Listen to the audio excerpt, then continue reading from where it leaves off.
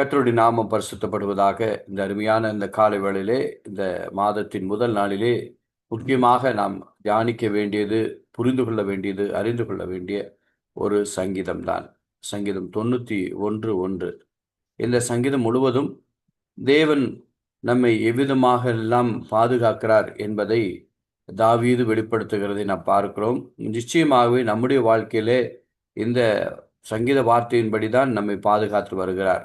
இதற்கு ஆதாரமாகத்தான் நாம் இந்த காரியங்களை நாம் தியானிக்க வேண்டும், சிந்திக்க வேண்டும், தேவனுக்காக நாம் நன்றி செலுத்த வேண்டும். சங்கீதம் 91:1 உன்னதமானவரின் மறைவில் இருக்கிறவன் சர்வ வல்லவரின் நிழலில் தங்குவான் என்று வேதம் சொல்லுகிறது. எப்படி என்றால், அவருடைய மறைவிலே நாம் இருக்க வேண்டும் என்று தேவன் விரும்புகிறார். ஏனென்றால், அவருடைய மறைவிலே இருக்கிறவர்களுக்கு நம்முடைய சர்வ வல்லமையுள்ள தேவனாகிய கர்த்தரிடத்திலே நமக்கு பாதுகாப்பு உண்டு. அதுக்கப்புறம் அந்த சங்கீதங்களில் சொல்லப்பட்ட ஒவ்வொரு வார்த்தைகளிலும் கொள்ளை நோய்க்கும், இருளின் நடமாடும் எல்லா அந்தகாரத்தினுடைய கிரியைகளுக்கும், சத்துருடைய பொல்லாத கிரியைகளுக்கும், தந்திரங்களுக்கும் நம்மை விலக்கி பாதுகாக்கிற காரியங்களை குறித்து இந்த சங்கீதம் வெளிப்படுத்துகிறதை நாம் பார்க்கிறோம். ஏசாயா 49:16 சொல்லப்பட்டிருக்கிறது, இதோ என் உள்ளங்கைகளில் உன்னை வரைந்திருக்கிறேன், உன் மதில்கள் என் முன்னே இருக்கிறதுங்கிறார். அப்போ அவர் நம்மை நம்முடைய உள்ளங்கையிலே வரைந்து வைத்திருக்கிறார், நம்மை பாதுகாப்பாக வைத்திருக்கிறார். ஆகையினாலே அவர் நமக்கு முன்பாக நமக்கென்று ஒரு மதில்கள் வைக்கப்பட்டிருக்கிறது.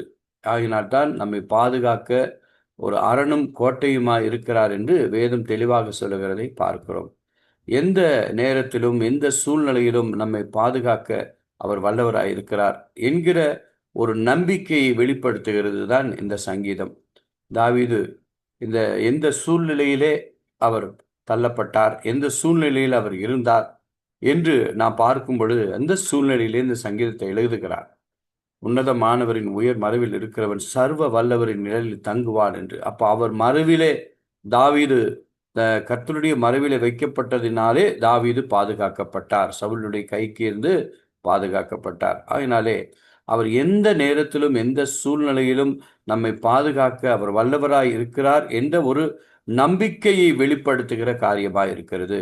சங்கீதம் 121:1 சொல்லுகிறது, இதோ இஸ்ரவேலை காக்கிறவர் உறங்குவதும் இல்லை, தூங்குகிறதும் இல்லை என்று வேதம் சொல்லுகிறது. அப்போ பார்த்தீங்கன்னா அவர் ஒரு நொடி பொழுதும் கூட அவர் தூங்குவதில்லை.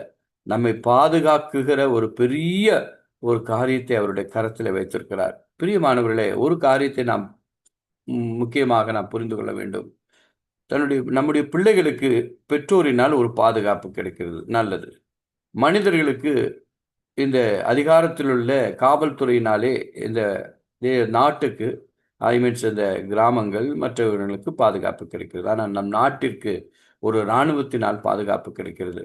ஆனால் நமக்கு, ஆண்டவருடைய பிள்ளைகளாகிய நமக்கு, சர்வ வல்லமுள்ள தேவனை சொந்த இரட்சகராக ஏற்றுக்கொண்ட, அவரை அப்பா பிதாவே என்று கூப்பிடத்தக்கதான புத்திர சுவிகார பெற்ற ஆவியை பெற்ற நமக்கு ஒரு விசேஷித்த விதமான பாதுகாப்பு இருக்கிறது. அது எந்த பாதுகாப்பு என்றால், இந்த பாதுகாப்பை காட்டிலும், இப்ப நான் சொன்னது பார்த்தீங்களா, இந்த பாதுகாப்பை காட்டிலும் எல்லாவற்றுக்கும் மேலாக நம்முடைய சர்வ வல்லமுள்ள தேவனுடைய பாதுகாவல் கிடைக்கிறது. அதுதான் சொல்றார், இஸ்ரவேலை காக்கிறவர் உறங்குவதும் இல்லை, தூங்குவதும் இல்லை.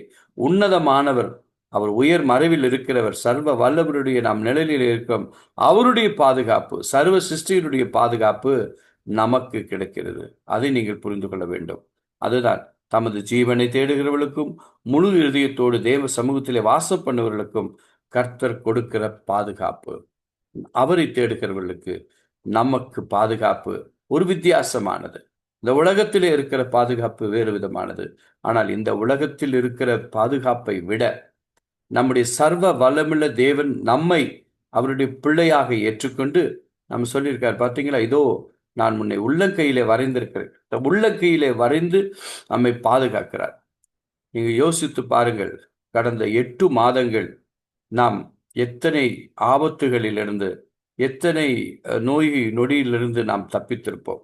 ஒருவேளை ஒரு சில காரியங்கள் நமக்கு வெளிப்படையாக தெரிந்திருக்கும், ஒரு சில காரியங்கள் மறைக்கப்பட்டிருக்கும்.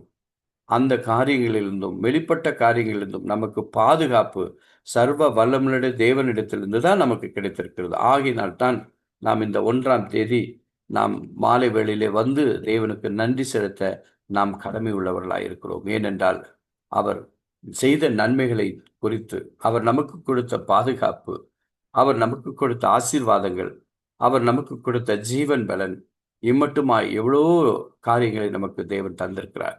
அதற்காக நாம் நன்றி செலுத்த நாம் கடமையுள்ளவர்களாக இருக்கிறோம்.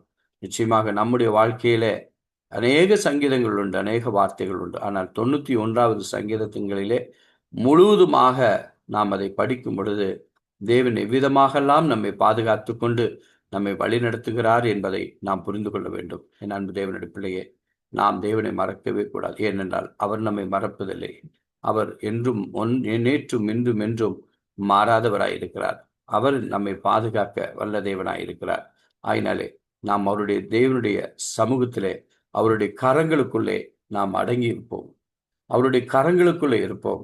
உள்ளங்கையிலே உன்னை நான் வரைந்திருக்கிறேன், இதோ இஸ்ரவேலை காக்கிறவர் உறங்குவதும் இல்லை தூங்குவதும் இல்லை என்று வேதம் சொல்லுகிறது அல்லவா? எவ்வளோ பெரிய கிருபைங்க நமக்கு கொடுக்கப்பட்ட. கர்த்தருடைய பிள்ளைகளுக்கு கொடுக்கிற பாதுகாப்பு ஒரு வித்தியாசமானது. அது யாராலும் தர முடியாது. அது யாராலும் தர முடியாது. அதுதான் உங்களுக்கு பாதுகாப்பு கிடைத்திருக்கிறது. அந்த பாதுகாப்பு தான் உங்களை இம்மட்டும் ஜீவன் பலன் ஆயுசு நாட்களோடு உங்களை வைத்திருக்கிறது. அந்த தேவனுக்கு நாம் நன்றி செலுத்துவோம். கர்த்தர் உங்களை பாதுகாப்பார். அவர் உறங்குவதும் இல்லை, அவர் தூங்குவதும் இல்லை. ஏனென்றால் உங்களை அவர் உள்ளங்கையிலே வரைந்து வைத்திருக்கிறார். அவரே உங்களுக்கு அரணும் கோட்டையுமாயிருந்து பாதுகாவலாயிருந்து உங்களை பாதுகாக்கிற சர்வ வல்லமுள்ள தேவன். இந்த உலகத்தை ஒரு வார்த்தையினாலே படைத்த சர்வ வல்லமுள்ள தேவனுடைய பாதுகாப்பு உங்களுக்கு வேண்டுமென்றால் தேவனுடைய சமூகத்தை நித்தம் நாடுங்கள். தேவனுடைய சமூகத்திலே நிலைத்திருங்கள். தேவனுடைய கரத்திற்குள்ளே அடங்கியிருங்கள். அவருடைய பாதுகாப்பு உங்களுக்கு நிச்சயமாக உண்டு. கர்த்தர் உங்களை ஆசீர்வதிப்பார். ஆமென். செபிப்போமா.